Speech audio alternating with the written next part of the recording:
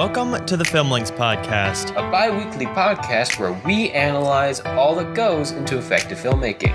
I'm Jonathan. And I'm Alex. And this is episode 104, World War II Drama. Drama. Is it really only the fourth episode? It is.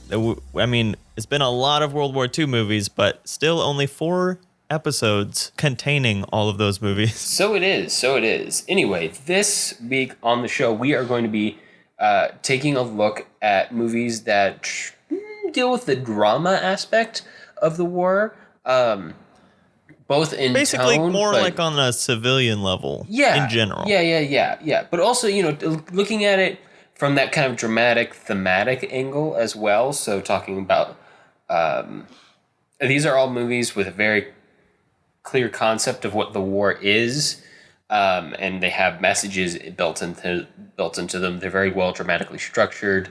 They're telling dramatic stories for a purpose that involve the war, which is kind of the heart and soul of drama as a genre. Which I feel like kind of gets lost sometimes because drama kind of encompasses a lot of movies. Like it both is and isn't a genre. It's a little befuddling in that manner. But Jonathan, what specific movies are we going to talk about on the show today? All right, well, first up, we're talking about Paisan, which is the sequel to Rome Open City, which, as we've mentioned, we covered back in our world tour in season 1 of the show. So we're going to continue that. And that was directed by Roberto Rossellini. And it was nominated at the Oscars for Best Screenplay. I'm surprised that was it. Yeah, I know. But also this is 1946. So like foreign movies as like in the concept of art, of being artistic is just starting in actuality, and it hasn't even kind of crept into public perception yet. That doesn't happen until like the late 50s, early 60s. This is and like we're kind of going to roll that neorealism. into. Yeah, exactly. This is, literally the beginnings of neorealism. And we're going to kind of roll that into a discussion of the entire war trilogy, which Rome Open City, Paisan, and Germany Year Zero comprise, which were all made between 45 and 46 or 47.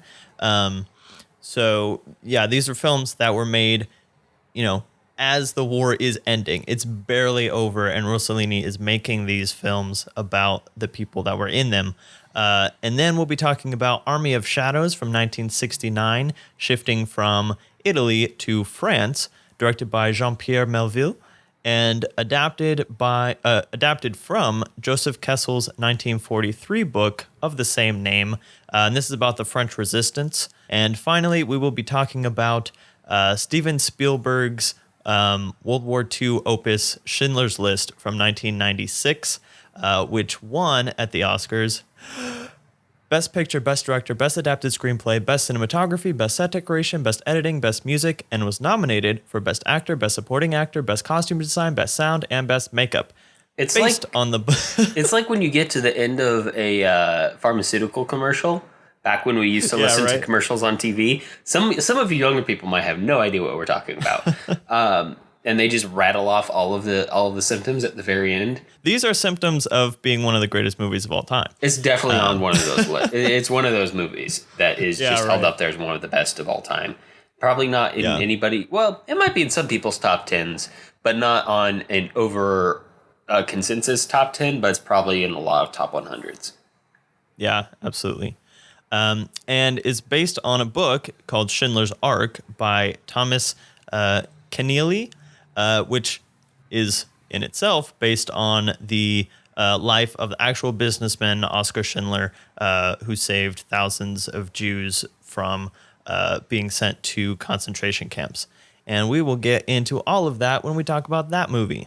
Oh, for sure. But before we get into all of that, let's talk about the complexities of plot, and by us, I mean Jason. So Jason, take it away with the plot summary for Paisan from 1946.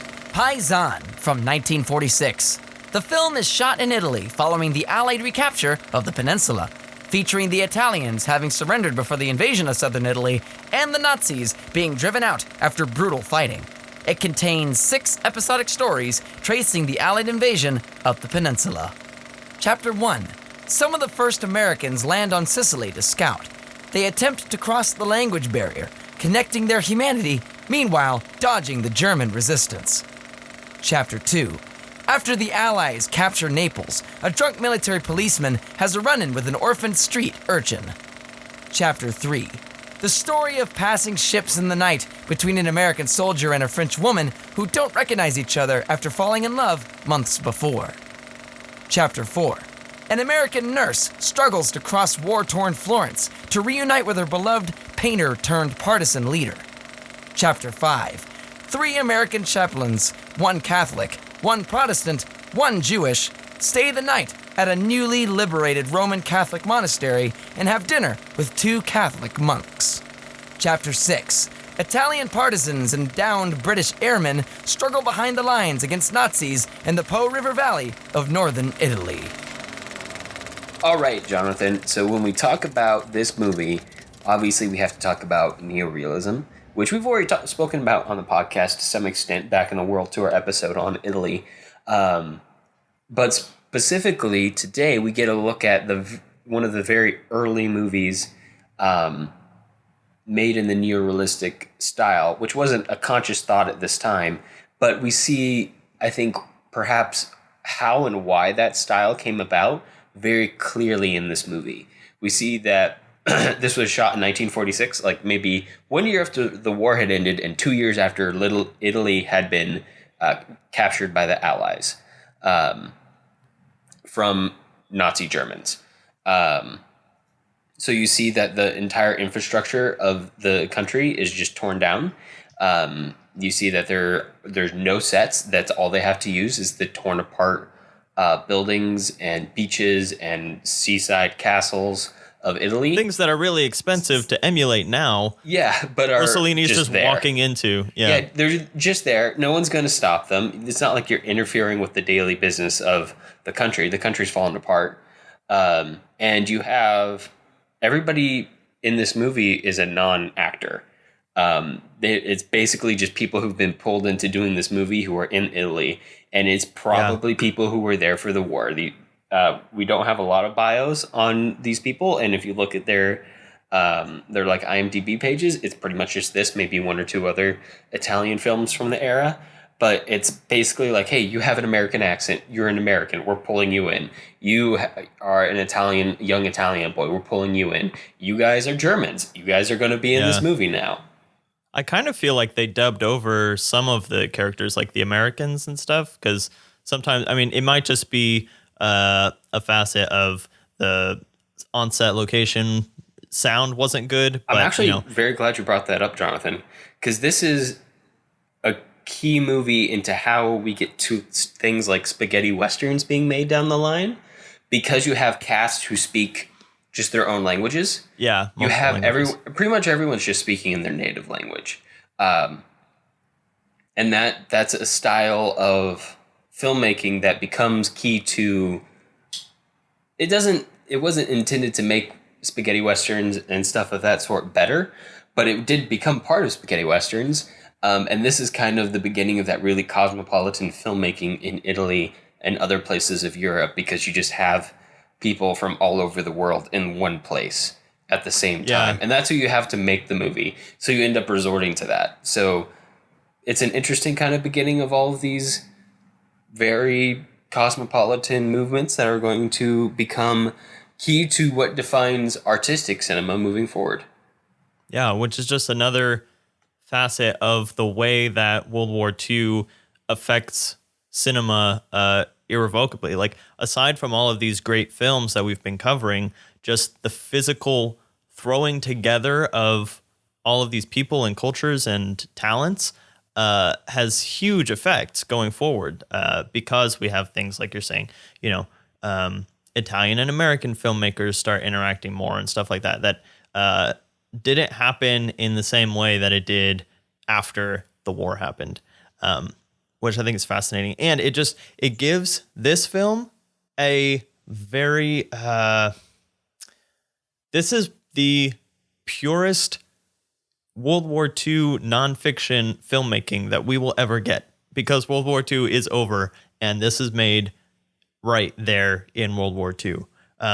We brought this up last time, is like the farther away from the event that we get, the harder it is to keep the purity of it. And this is literally the purest you could possibly get in terms of World War II filmmaking. And the fact that I'm still kind of amazed that anybody was making it seems absurd, dramatic right? fiction films during this time. Like, I feel like the only thing that should have come out of World War II is documentary footage. But this is kind of, it's documentary in the sense that it documents people's interactions and their emotions and their thought processes and their allegiances, you know. But it does that just through good storytelling. Yeah. And using the people who were there feeling those things like at the time. It's such an interesting film, just like from a historical perspective. Out of such a unique scenario that it's hard to imagine something like this ever being recreated, or just not wanting that scenario to ever have to be recreated again. Right. Right. And in a way, one, this kind of shows like who Rossellini is. Like, is almost like a compulsive storyteller. Like, that was his response to this tragedy of his country being torn apart, was like, I have to tell these stories. I have to make these movies. And then two, kind of one of the reasons why fiction is so valuable. When you look at things like documentary and you're like, well, this is real, this is true, this is more real than the fakery of fiction. But when you get into fiction, sometimes you get the chance to set up the stories more perfectly, more poignantly, more thematically resonantly, to kind of convey the truth of the situation without showing the facts 100% accurately, right? You can make up the facts, but still get to the truth in a way. And I feel like this is a really good example of that. Like, you get a really good idea of what it was like to experience the tragedy of Italy post-war, like immediately post-war, basically just end of war, I should say. But without, using documentary footage. Although I think there is one or two bits or pieces of documentary footage slipped into this movie. Definitely. And I mean, half the time the B-roll footage just is documentary footage because it's footage of the thing,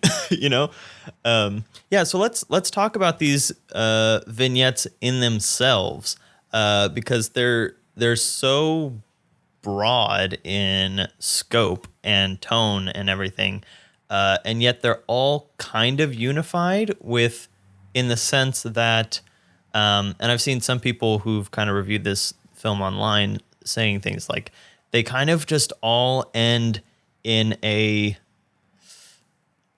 almost on a vain note. Like, everything that happens kind of gets subverted. And I don't want to get into too many spoilers because there's 6 different vignettes. So there's kind of a lot of spoilers in this movie. It's true.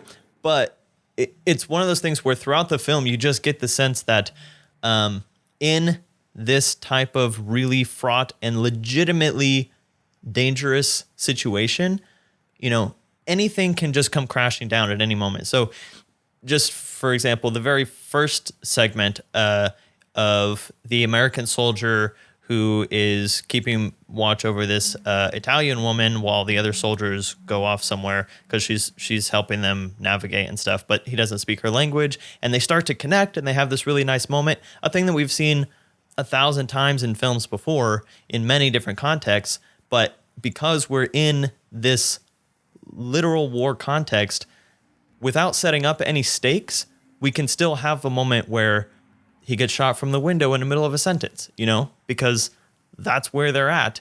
And it almost makes the whole thing feel pointless, but it also makes it feel like really true and drive home the terrible aspects of war, even as the war is ending. Like, the film is covering the liberation of Italy, so the Allies have basically won at this point, and yet there's still a lot of danger around every corner, and that is just kind of driven home over and over and over again throughout this movie.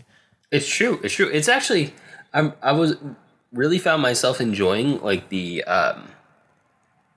progression of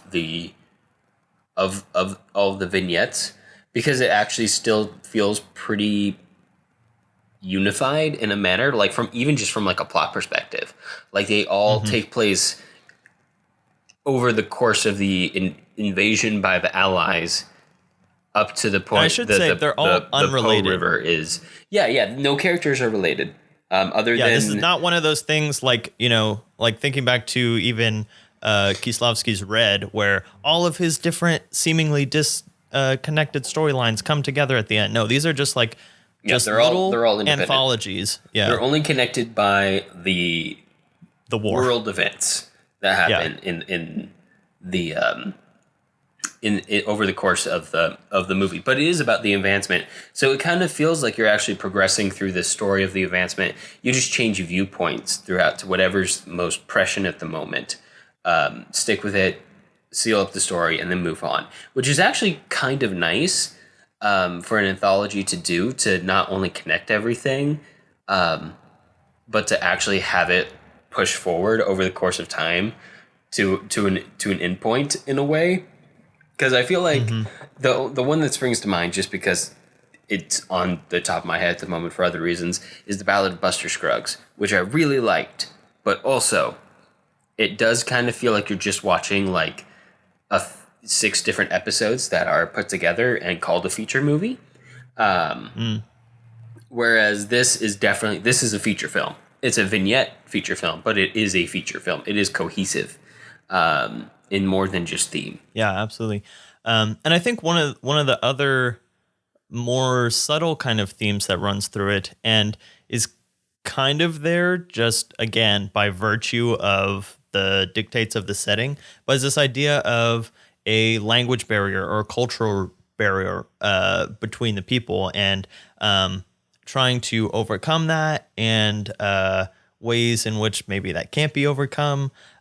So you think even of the segment of the African-American soldier who meets the little Italian boy, and he's thinking back and kind of, bringing up all of the things, the cultural struggles that African Americans are having in the United States at the time. And he's really melancholy about going back home because he's like, yeah, great, I got to fight, but still when I get back home, no one's going to like me. All the terrible things that we know about in America in America at the time. Century. Right.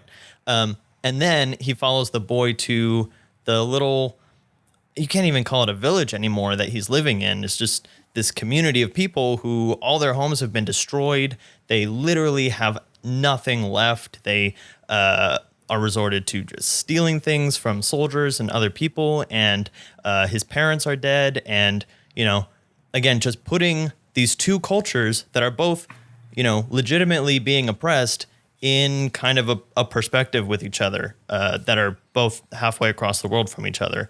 And so it's this really interesting way of bringing people and stories together and just kind of showing, what happens when they mix, and putting everything in, again, in a really big perspective. I don't know. It's just so interesting because it's a good thematic connection.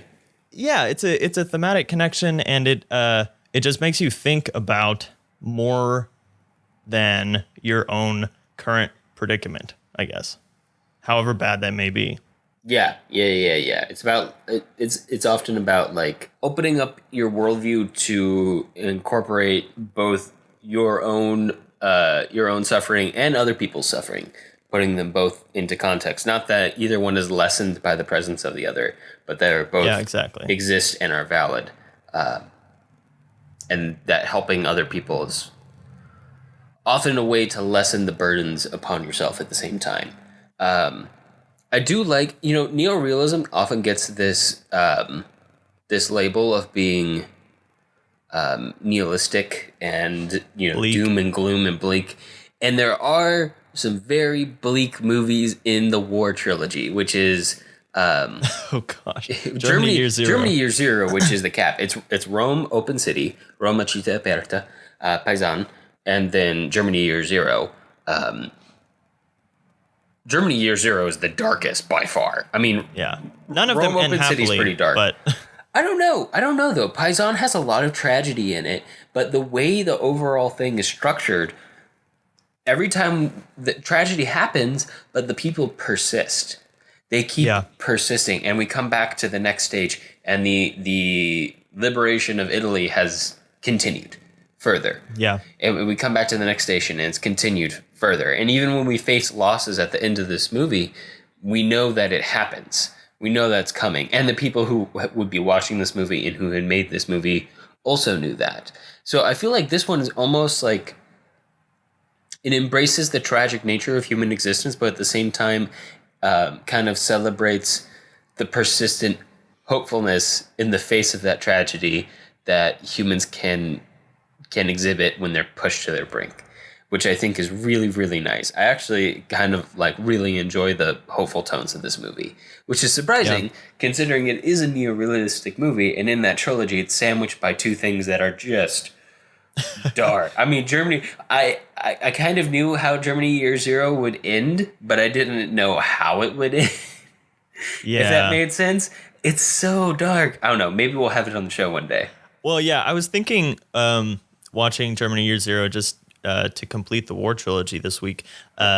If we did, we've covered all three of these, well, except for Germany Year Zero now. But if we put Germany Year Zero with Come and See and Yvonne's childhood, it would be the darkest look at World War II from the eyes of children, that you could possibly get, because all three of those are just so dark, and they're all told from the point of view of children going through the war from different angles. And yeah, man, Germany Year Zero is crazy dark. But I feel like that one has a much broader kind of commentary on Germany as a whole. I just haven't finished processing it yet in my own mind. That's fair. It's still just kind of amazing to me that this war trilogy was made when it was made, and is as impactful and just like going back to what you said about the hopefulness in Paisan. The very last segment, I think, is really good.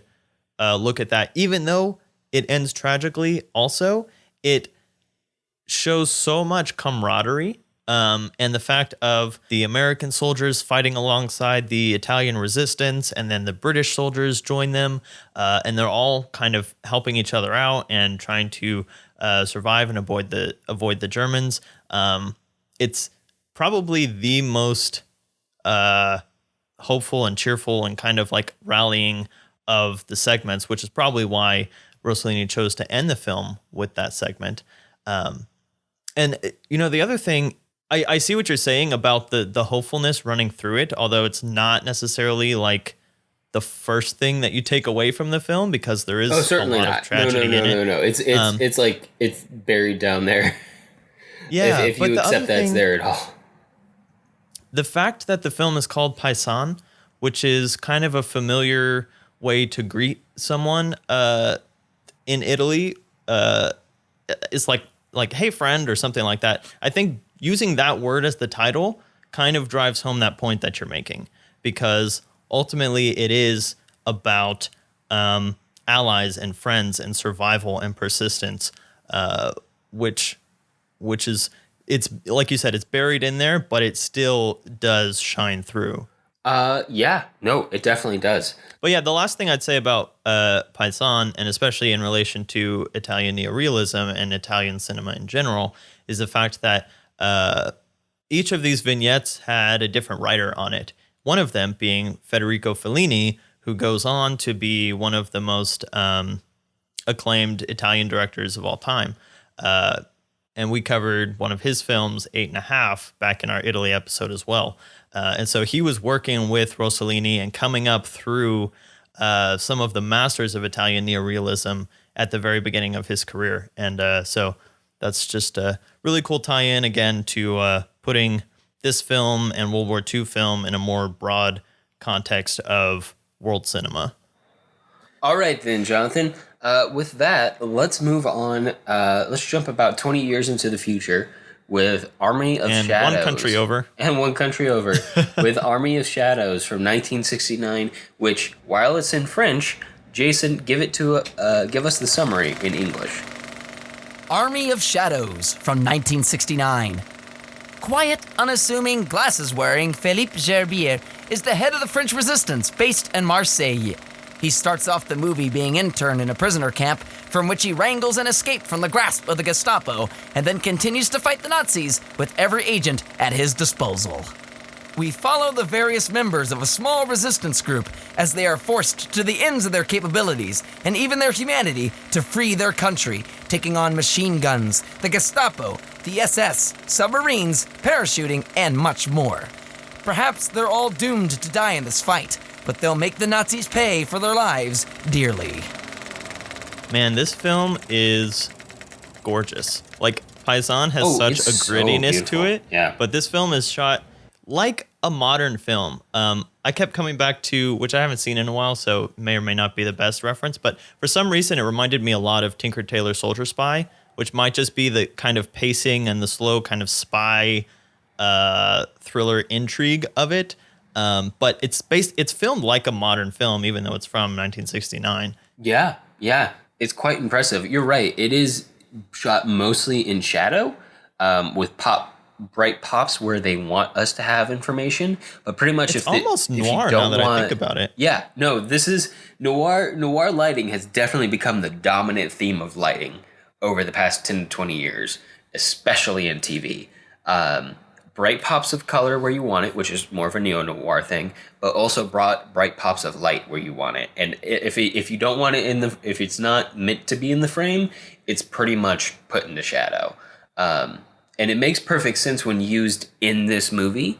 Obviously, there's meant to be an undercover organization. It's meant to be very dark, very secretive, which is perfect for the tone. But some of the locations they go to are just gorgeous. Even just like the fact that they use like all of these abandoned houses with all of this really nice texture inside of them because they're worn down for their hideouts is really nice. The German bunker they go to is amazing. It's so cool, especially even the firing range within it. The submarine and the airplane sets and all that kind of like. It's just so interesting visually that it's. I think that helps because of like we were talking about a little bit off air. The pacing of the film is not the fastest. It really kind of takes its time, and it's one of those films where it lets you infer a lot of the story just based on whatever's happening once you jump into a scene. And that also kind of makes us feel like we're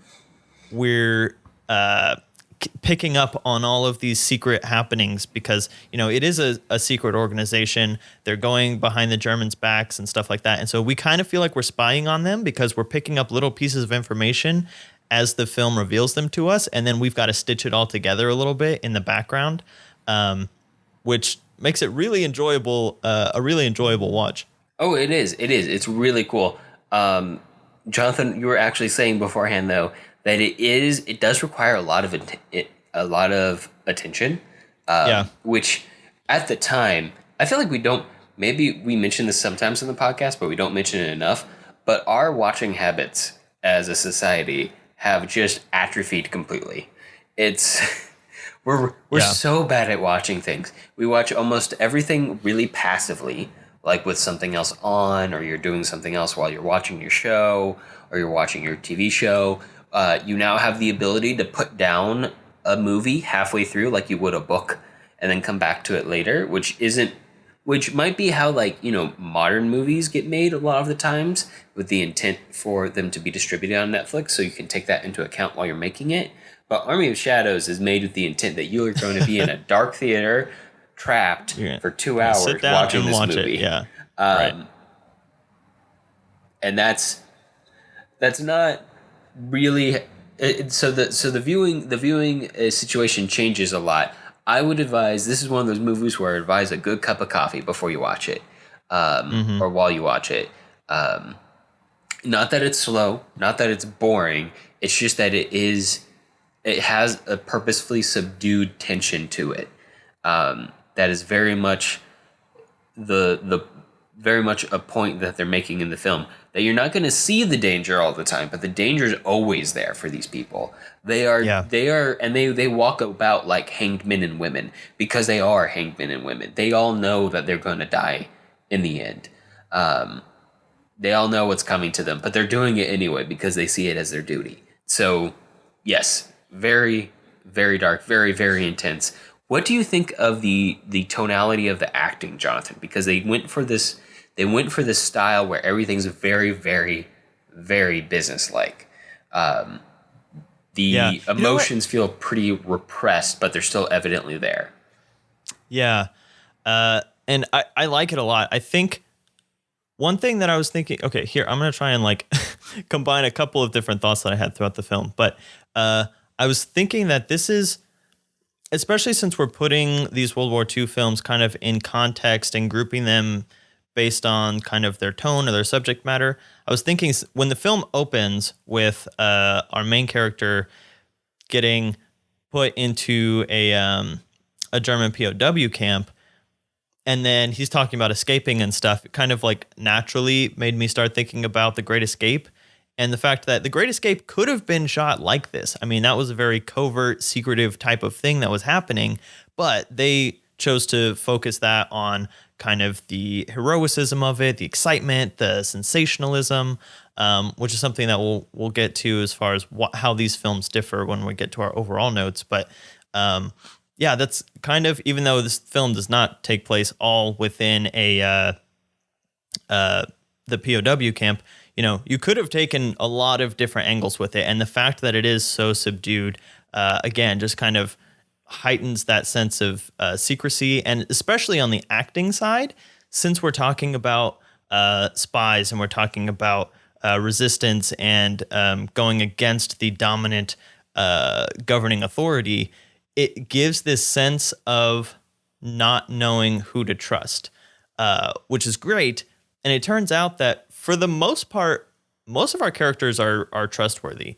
And it's really nuanced the way that any betrayal like actually happens throughout the film, which I don't want to get into too much, obviously, because of spoilers.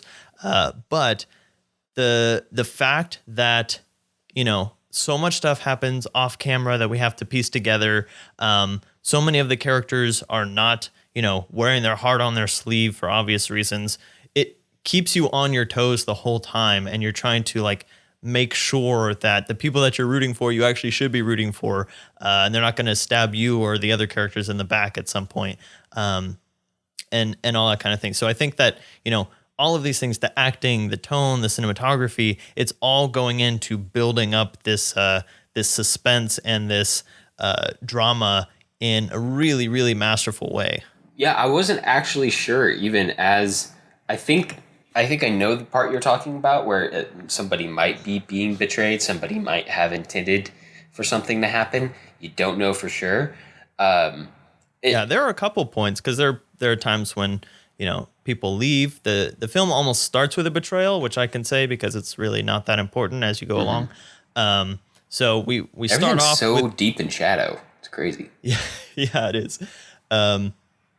So we start off with one betrayal, which sets us up to be expecting something else. And, you know, just by nature of the characters, and, you know, they get captured. You don't know if they're going to, you know, spill the beans, all that kind of stuff. So there's a lot that goes on that allows you to be fearing for the loyalty of all of the characters throughout the entire thing. Yeah, for sure. This film kind of almost sets up like a sort of subdued spy thriller where you're never really given a whole lot of plot. You're never really given a whole lot of exposition. Stuff just kind of happens, and you have to be paying attention to follow it. It's interesting to see how they make that work, because it could easily fall flat on its face. And I think a big part of why it works is that it's within the context of World War II. So you already feel a very passionate sympathy towards the French resistance, and you already feel a very passionate hate or anger towards I think it's the SS in this movie. that are fighting the resistance.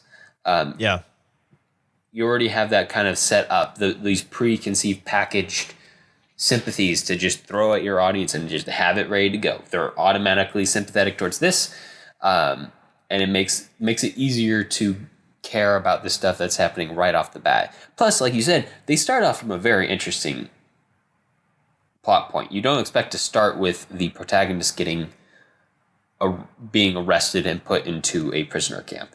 That isn't where you expect the movie to start. Or if it does start there, you're expecting it to flash back to something else and see how they got there. But that's not the case, which is quite interesting. What do you think about this movie, Jonathan, being a perspective on World War II from 20 years after the fact, as that compares to Paisan's viewing of World War II basically in the moment? Yeah, I mean, this is just about the time of that The Great Escape comes out, obviously from two very different kind of filmmaking angles, French filmmaking versus 60s Hollywood filmmaking. So we're kind of at the same thing where it's still in living memory for some people, probably even many of the actors within the film. But again, it's got a lot of a polish on it. So at this point, we've had time to, distance ourselves from the war and kind of look back on it and refine our thoughts and our feelings about it. And actually, I think I think that the book that the film is based on is written by a guy who was in the French Resistance. So the subject matter is still very close to World War II. It's just that now we've been able to kind of smooth out those kind of roughnesses of, all the different things that happened after the fallout of World War II. But I will say, just doing like a really brief Wikipedia on this film and release and everything, it's interesting. And I don't want to, speak too much about this because I'm very uninformed about French politics. But apparently the film was not reviewed well in France because of the fact that it was basically, like you said, it was setting up Charles de Gaulle as he was the leader of the French resistance during World War II. And so since the French resistance is the protagonist of this film, because it is opposed to the Nazis, and that's part of making a World War II film, is anyone that's against the Nazis is a good guy, basically. Apparently there were some... At the time that this film had come out, the opinion of Charles de Gaulle was not great in France for whatever reason. That I don't know. And so it was really not viewed well. Even Cahiers du Cinéma kind of panned it. And so that kind of translated into the American reviewings and stuff like that. And then eventually on, even further time away from this movie, Jean-Pierre Melville's whole filmography starts to be reconsidered and starts to be seen for the artistic merit that it has. And so it's one of these that, this film didn't get any nominations or awards at the Oscars. And I think part of that is because of this weird kind of political state that it comes out of. So yes, even at this point, anytime you do something World War II related, you have a set of givens, but I think it's interesting that this film was so close to World War II that wasn't even completely the case at the time that the film was released. Yeah, right. Like it's kind of in that interesting era where all of the people from the war are still around and still very, very, very relevant.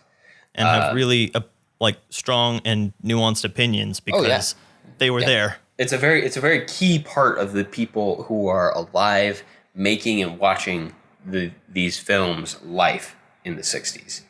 It's almost impossible to escape the shadow, no pun intended, of the war to get a more objective point of view. We're actually kind of on an interesting sliding scale today from Paisan, which is very subjective, very in the moment, and it's hard to argue with because it verges on documentary, basically.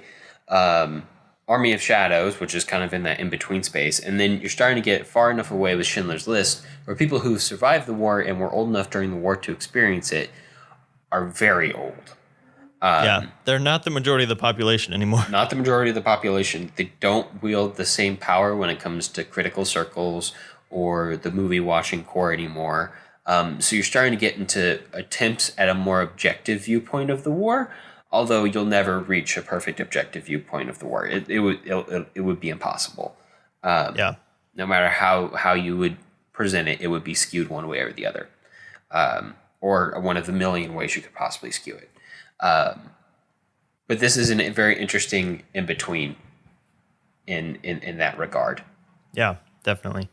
So, Alex, this is kind of in terms of us moving from the quote unquote action of World War II in our last episode, based on our arbitrary categorization that we've done here.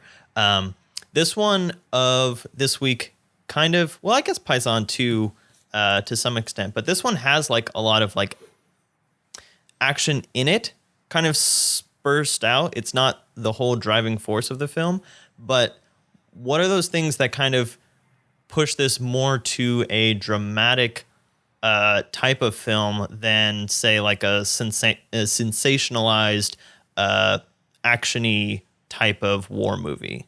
This movie is very much about tension and release, and it's very, very big on building the tension for a very, very long time. And then when the tension pops, it's very interesting, very exciting, but it's done very sparingly. And that's kind of the point, because our characters are never going to be free of this tension. There's never really a moment where any of the characters can really, stop and take a deep breath. They're not allowed to breathe, and therefore the audience is kind of also not allowed to breathe for the most part.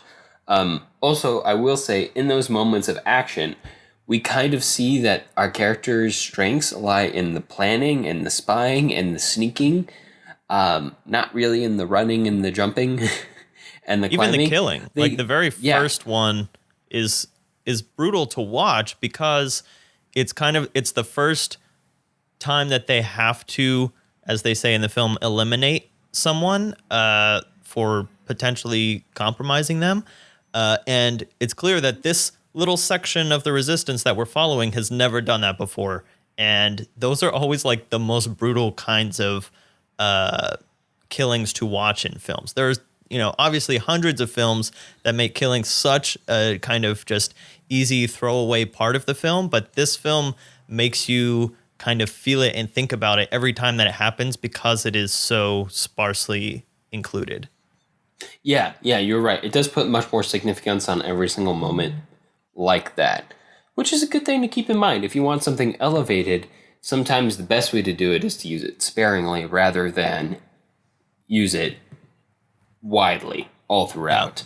And especially if your film is leading up to a moment like that, having set it up and not overused it beforehand is going to make that ending much, much more effective. Which is probably the best way I can say that without giving spoilers for this movie. Yeah, right. Last thing, though, what did you think about the use of narration in this movie? You're going to have to remind me a little bit. I almost forgot that there was narration. So, yeah, there is a little bit, mostly from the point of view of our main guy, Jean-Pierre.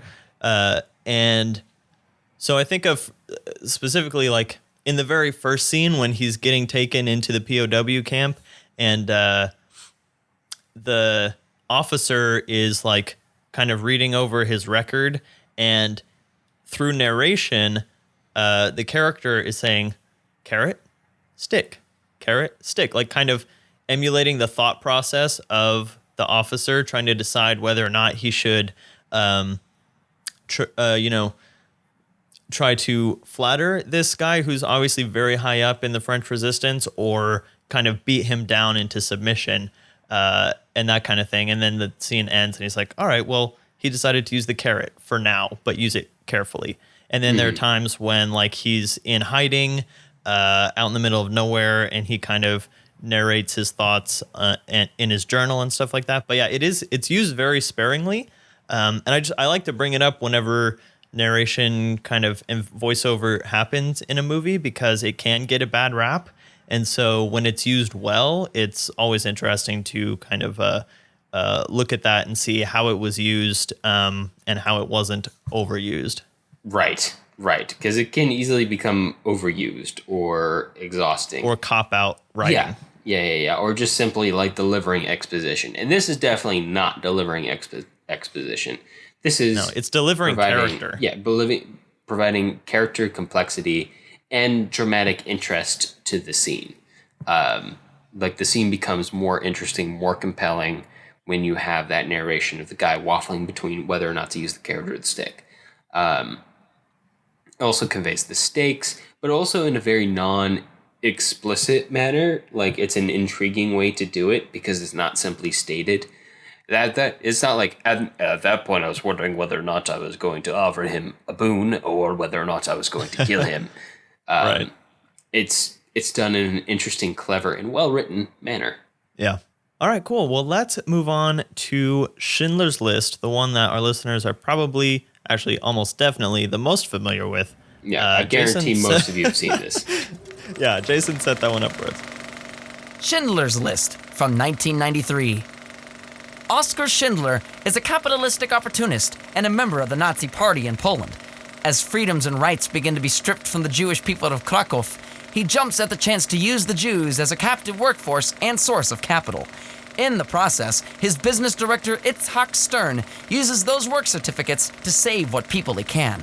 The downward spiral of terror and dehumanization of the Jews at the hands of the Nazis continues. Schindler is at first annoyed that his workforce and enamel pot factory is being interfered with, but as he sees the clearing of the ghetto and the atrocities in the camp, his heart is changed. He begins to use his position of power as an industrialist to save the people he can, even as he realizes he can never save enough. Man, this film is a roller coaster. But this film is long and it is heavy. Yeah. So again, kind of in putting this film into a category, given the categories that we have chosen for this series, this could have gone in the biopic episode, but I think it's much more kind of relevant here in the drama section because it gives so much more than just Oskar Schindler's life and his character arc, which it definitely does, but it also has so much to say about the Jewish people and their experience and the tragedy of the Holocaust that, you know, it's way broader than a biopic. It's so much more than that. Yeah, no, it really, really is. It's also kind of like a deeply important film in a way. It kind of is a parable on how to be a good person in a position of power, helping out a persecuted group. Which I feel like... Yeah, I mean, the whole thing is a journey of a very comfortable, I was going to say a very comfortable member of German society. He's rich. He, is industrious. He can have everything that he wants. And yes, he is selfish. But he has no interest in stepping out of his way for anybody.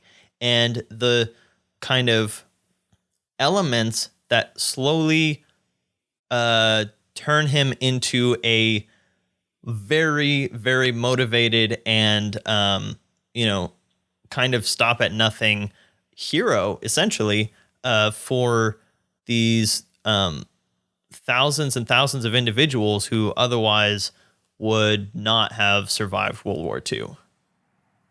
Yeah. And I think there's a very... Obviously, we're going to talk about the structure of this film and how it's put together. But I don't know why I feel so drawn to the themes of this movie, but I do. But I feel like there's one very... It's a thematic movie. It's true. And it's meant to be that way. I feel like that one of the most important parts of this whole movie is very close to the end. And what I can share about it is essentially Schindler's found out that like some money was spent on something that wasn't maybe completely necessary, or was like spent on him. And he was like, that could have, and then he just starts breaking down and like doing the math on how many more lives he could have saved with that money.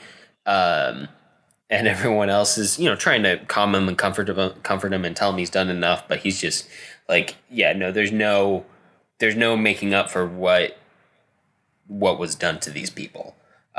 He had saved all of them, but all he can do is continue to try to save them. And he had, by the end, you could tell, that was the moment where you could tell how much he had changed, that he really truly had flipped the line. And there's like parts that don't make it all the way into this movie.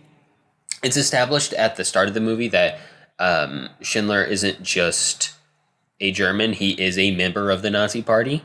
But digging into like he's the constantly bio, wearing that he's Nazi wearing pin. The pin. That's one of the first things we see him do before we see his face. I think is we see him put the pin on. In contrast to the active persecution of the Jews that we see in the opening scenes of this movie. But in real life, the real Oskar Schindler, before this point in our story, had actually been a spy for the Nazi Party in Czechoslovakia, running up to the annexation of the Sudetenland, which was a chunk of Czechoslovakia that was unceremoniously annexed by Germany prior to the full-scale invasion of Czechoslovakia and Poland. But he wasn't just like a member of the party. He was an active member of the party who contributed to Nazi progress. And clearly they didn't want to go all the way back in time or do like flashbacks to that in this movie. You don't think they had enough time for that in this movie, Alex? I don't know. Just it's hard. Tack on another 45 minutes to an hour? It's interesting. It's a long movie, but it doesn't feel like any moment's wasted. Yeah, absolutely. But there in real life there was an even bigger arc. So this guy really, really turned a corner, which is interesting because he's definitely the protagonist of the movie, but he's not the hero until maybe 2/3 of the way in. And even like the first acts he does to help Jews and pull them out of the ghetto to work in his factory are done mostly by the people in his employ. Ben Kingsley is basically makes the first a wonderful proponent. turn. As the assistant here. What's his name in the movie? I wanted to say or something. Yeah, Stein. Isaac Stein. Yeah, that's it. But it's spelled in the Polish style, so it's hard to pronounce if you look at it on paper. But it's essentially Isaac Stein. Just a little more Z's in the S's than you're used to. So what do you think about the choice to use black and white in this movie, Jonathan? Because it is a strong choice, but it puts us in the frame of mind of stuff closer to Paisan than stuff closer to Army of Shadows. Yeah, no, I love it. And I mean, I think not that long ago on the podcast, I was bemoaning the fact that 4-3 black and white is like not even on the table as creative choices anymore, except for, like really out there art house stuff like The Lighthouse recently. Or if you are just like a super powerful director, like you just have that clout. Steven Spielberg or something. Yeah. So yeah, I love the style of this film. And Spielberg actually talks about the fact that he was influenced by films like one that we're going to talk about next time on the show, Shoah, and also the neorealist films. So he's like directly influenced by Rossellini's films and that kind of thing. And so he wanted it to have that kind of feel and that kind of timeless feel.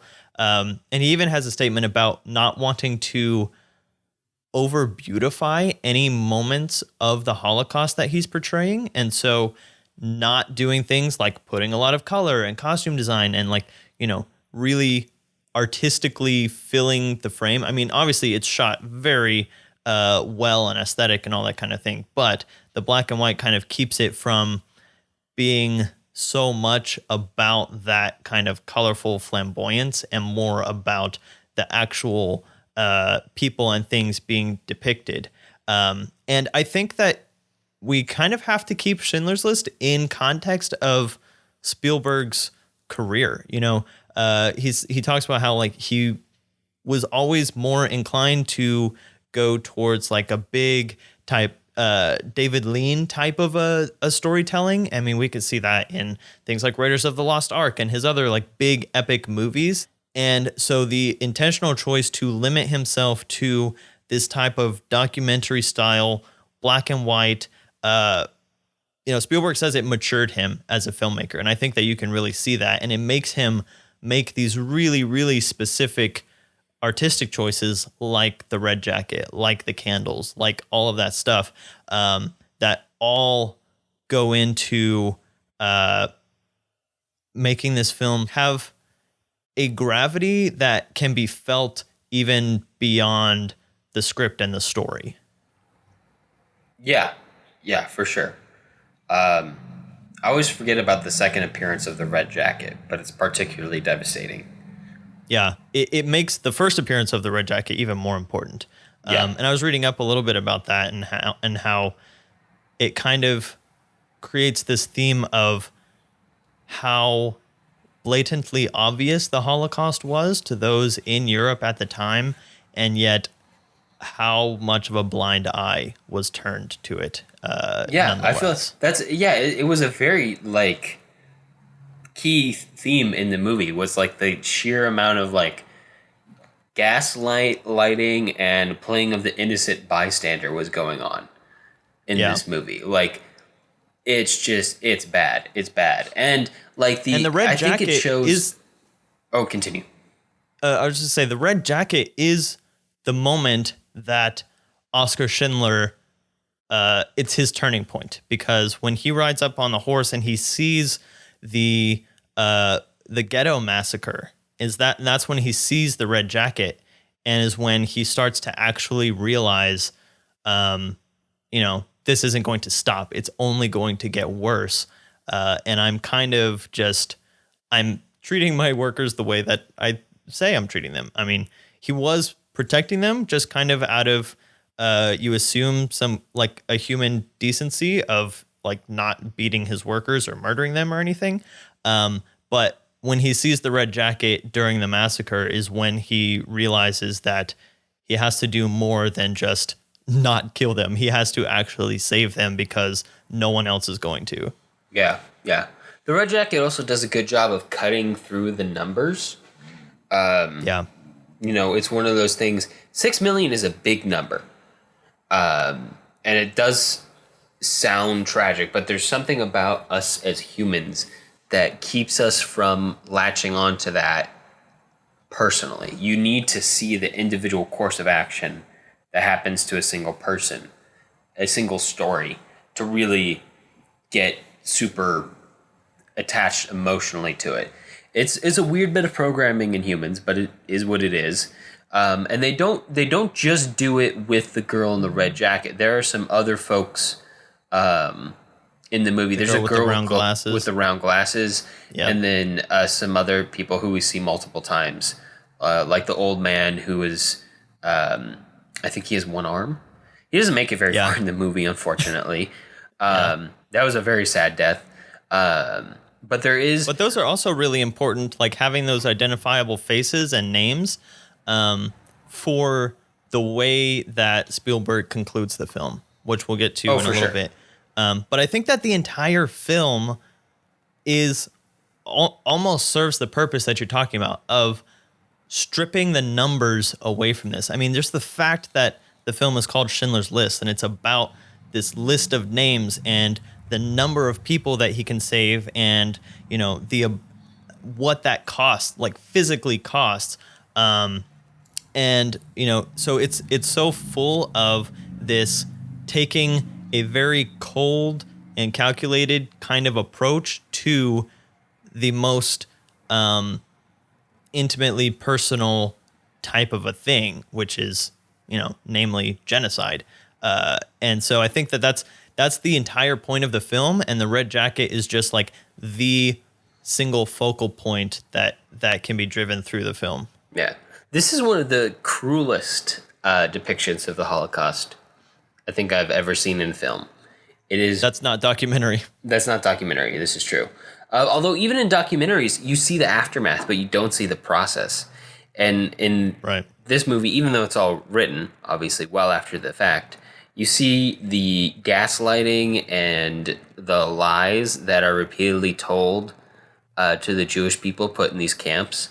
And the constant fakery, it's just so cruel. Like, yes, put your suitcase in this other room. We'll send it to you when you get there. Or and then they're just pillaging those suitcases in the next room over.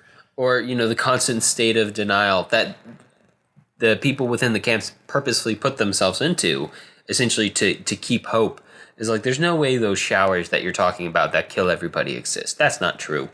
And all sort of stuff. It's an interesting look at the human psyche when pushed to the extreme, but it's also like very telling of like this extreme cruelty with which this thing was done. Yeah.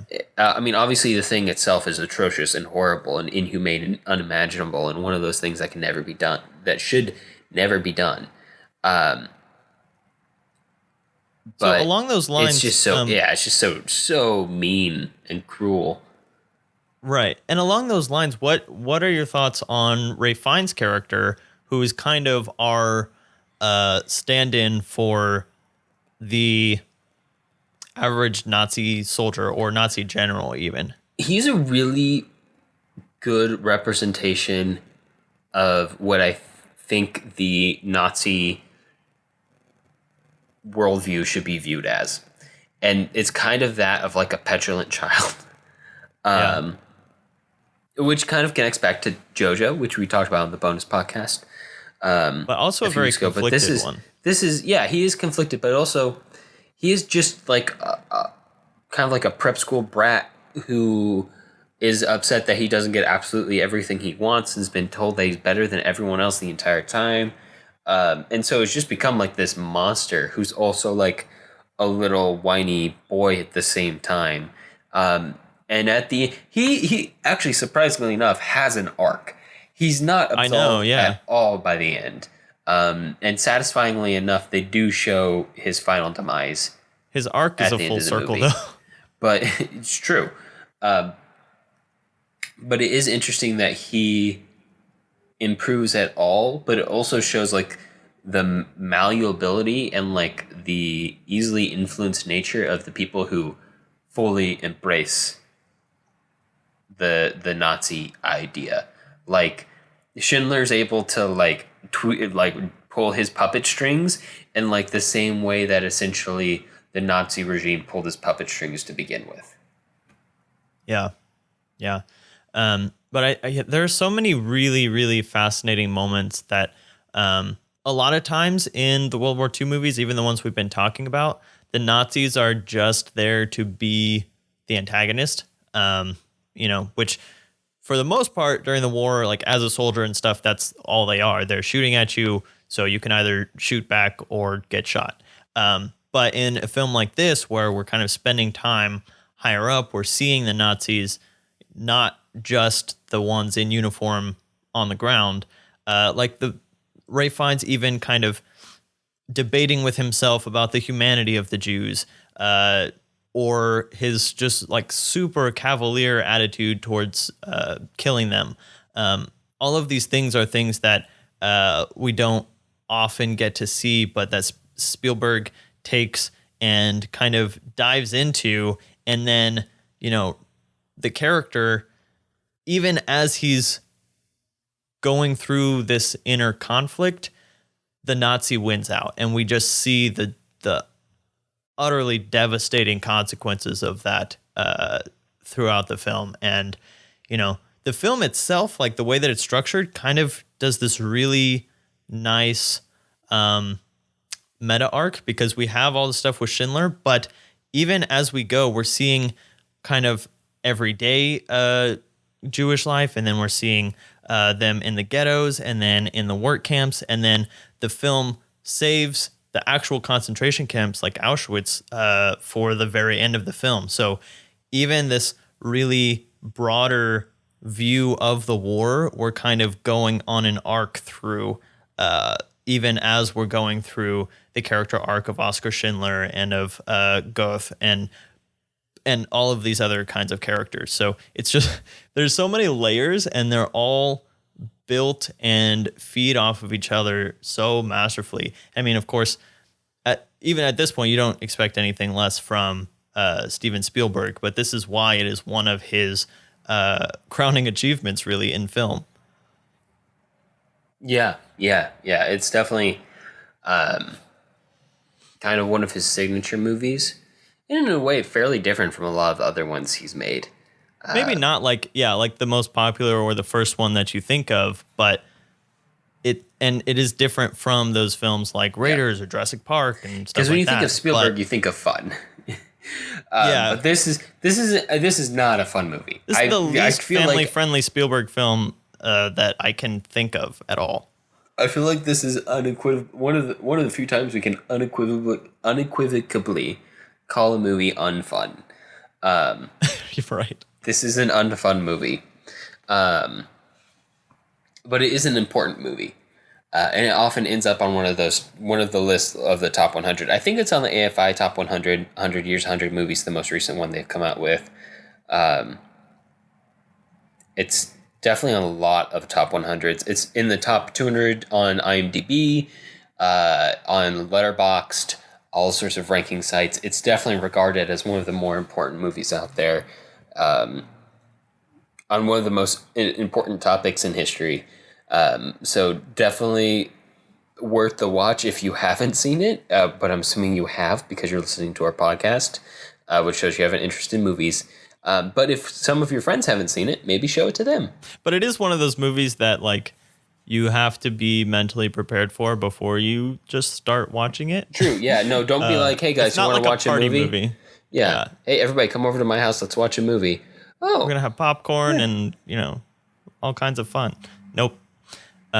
It's hey, let's take a moment to actually think about one of the most horrific events in human history through the lens. And again, this is a film that puts this huge conflict onto a very, very human and intimate level. And this is a film that, not only shows Oskar Schindler and someone who was a bystander who turned into,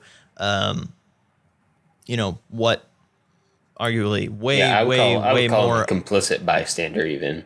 Yeah. But he goes from that to being what many, many, many more people in Europe at the time should have become, in whatever capacity that was possible. And so it's the message of hope, and it's the message of, heaven forbid anything like this ever happen again. This is how you should act, and not, Oskar Schindler at the beginning of the film. So it's, again, that goes into why it's such an important film just to exist on a character and moral level. Oh, 100%. Now, unless you have any objections, Jonathan, I propose that we move on to overall notes. Let's do it. All right. So, overall notes. Okay, let's actually, never mind then.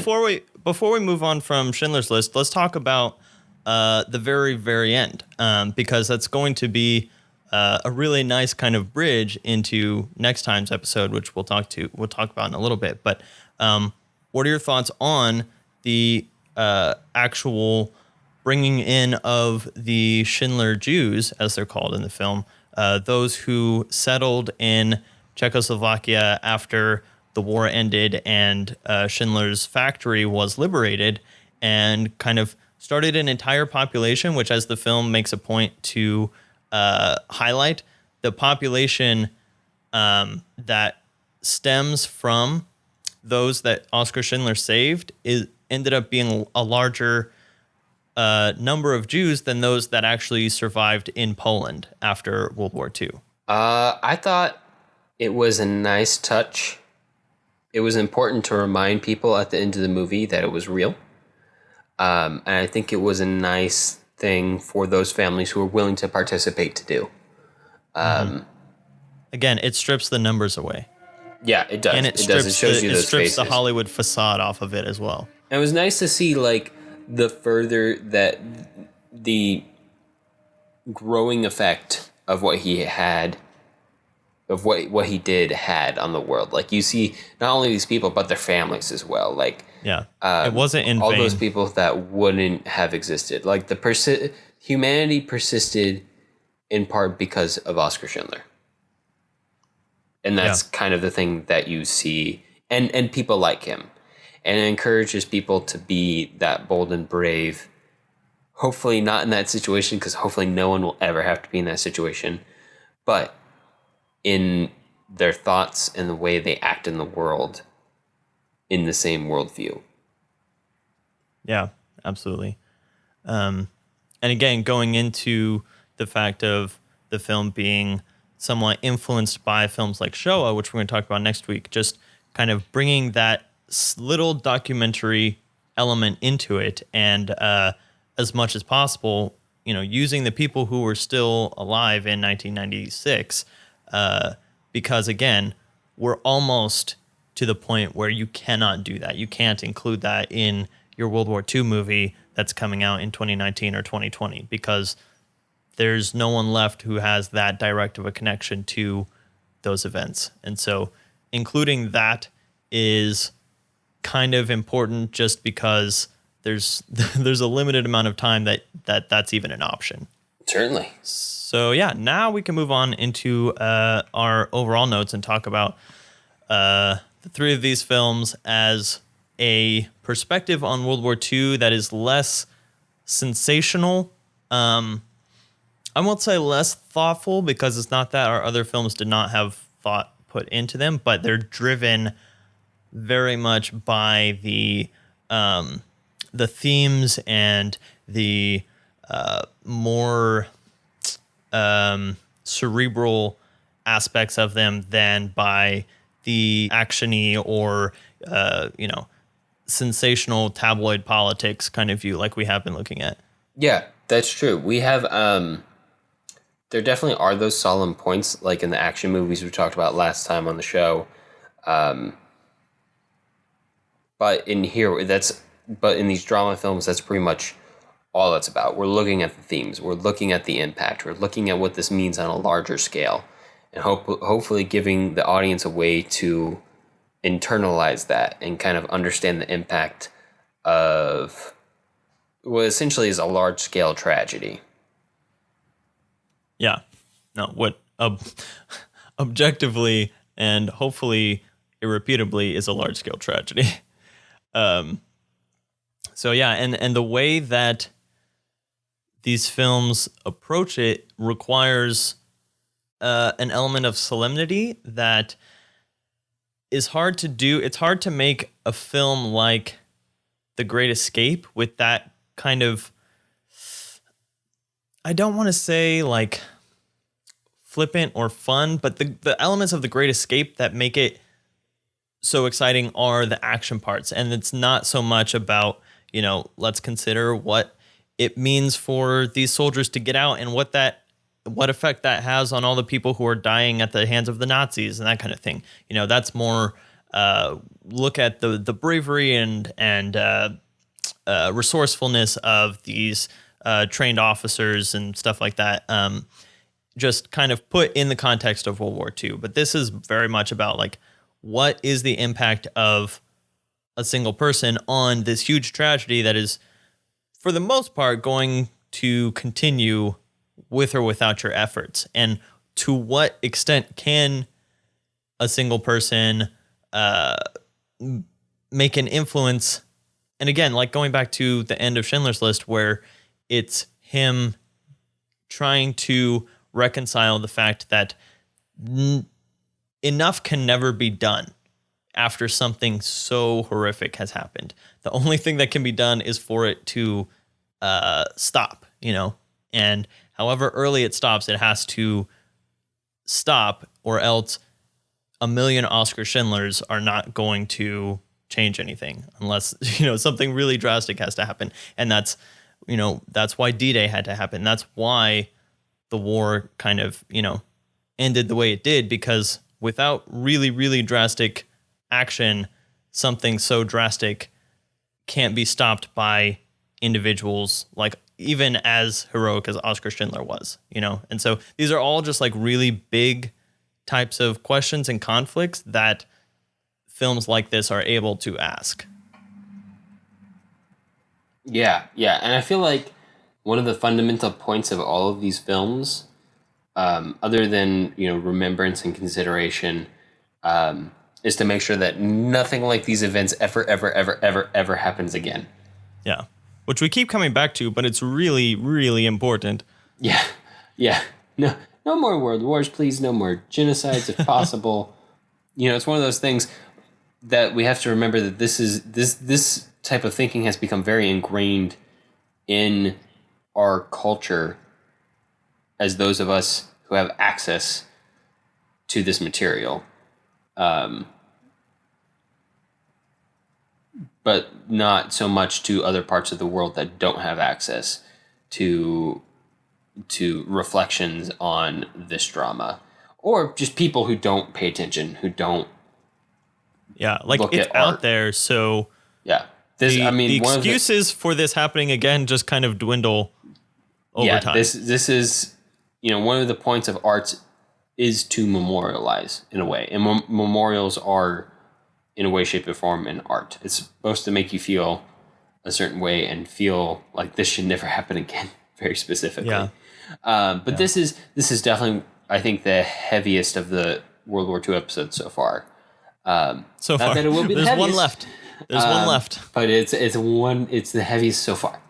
Yeah, absolutely. And that's kind of the trajectory that we've been going with this, and I think that our series has had its own pretty nice arc.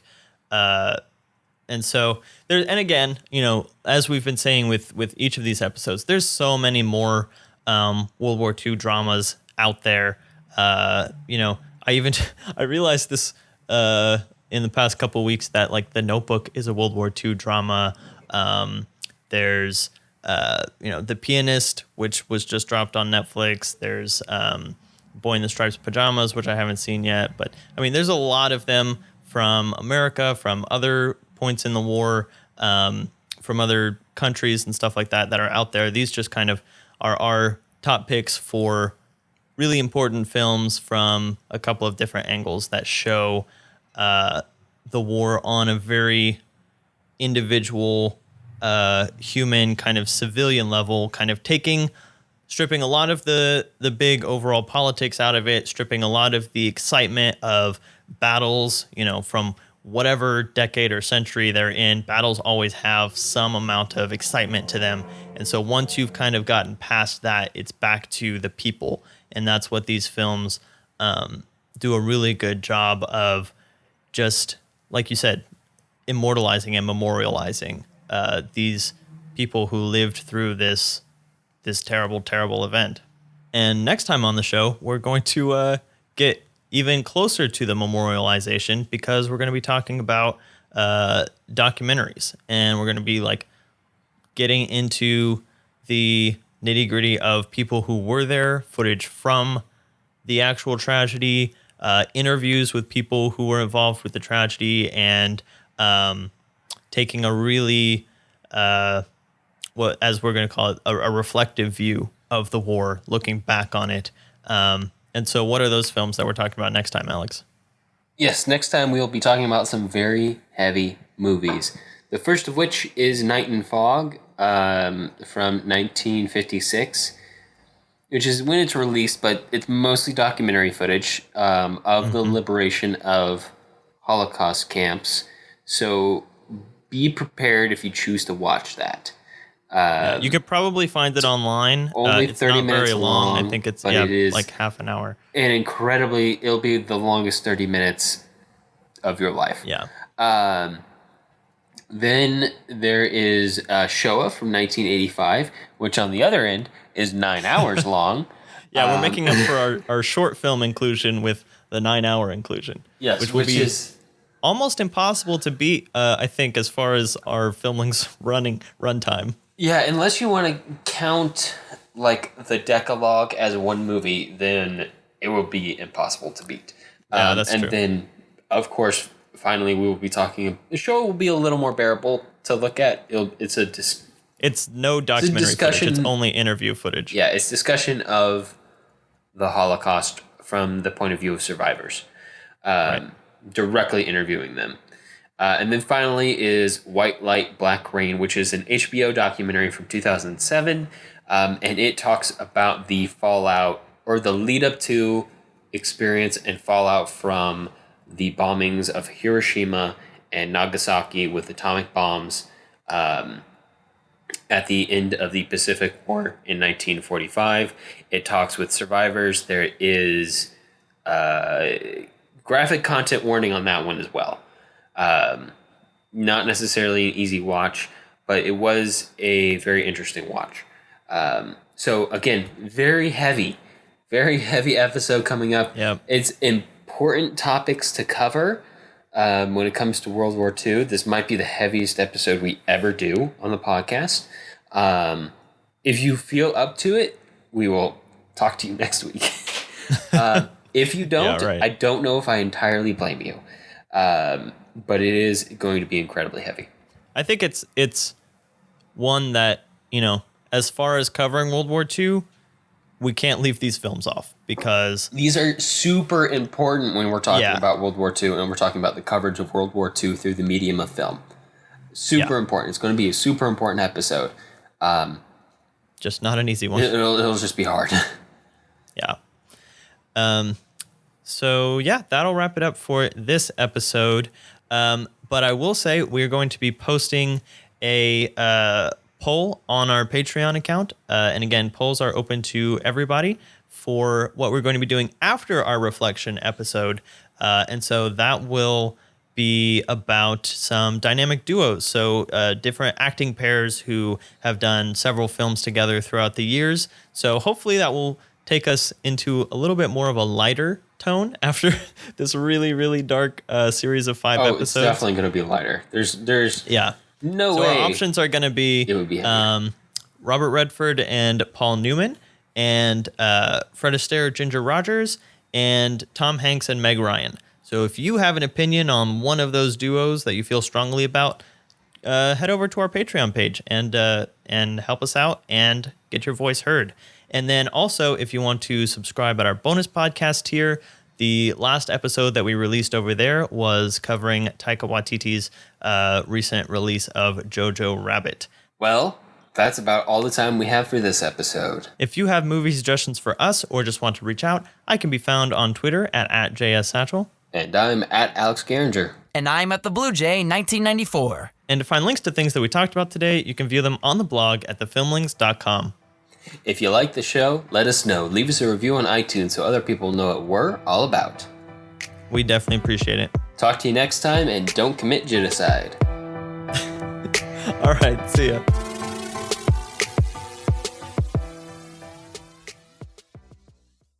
Side note, Army of Shadows is not the movie to start after midnight.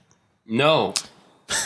It's both really exciting and like a little liable to put you to sleep. Yeah, it's one where you have to like be really paying attention to figure out what's going on because they don't spell it out for you, and it also is not the fastest movie in the world. Yeah, but it was really good. Yeah, the excitement in it comes from you paying attention.